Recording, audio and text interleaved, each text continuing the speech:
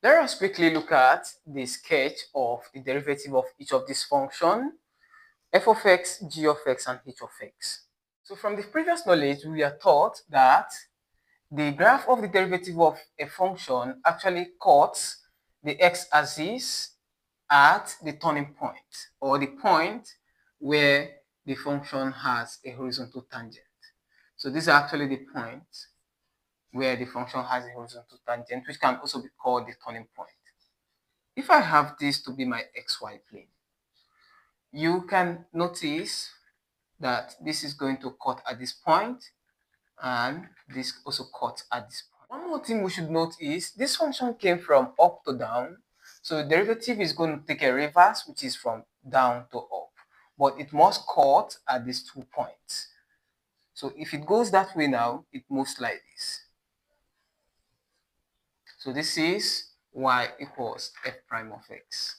Coming down to this one looks similar, but the difference is that this actually turns at the origin as well.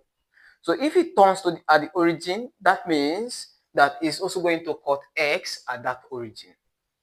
If it goes this way now, this is a turning point, this is a turning point, it cuts at this point and cuts at this point, and also here another turning point is also going to cut at this point. So if it goes that way, we can notice that the original function came from down to up. Now the derivative of the function is going to come from up to down. So it goes like this now.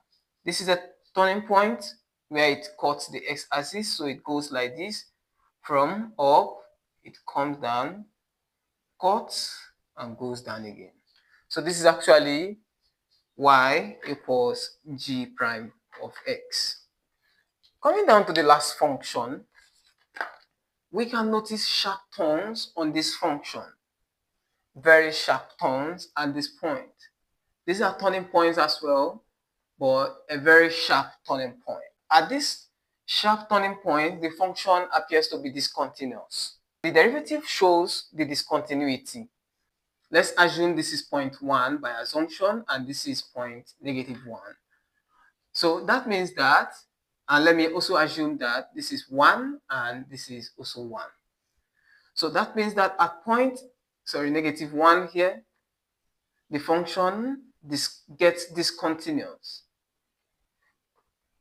moves this way. Coming down at -1, the function behaves this way, showing discontinuity as well. Now moving up at 1, the function behaves this way, which shows discontinuity. So this now becomes the graph of y equals h prime of x.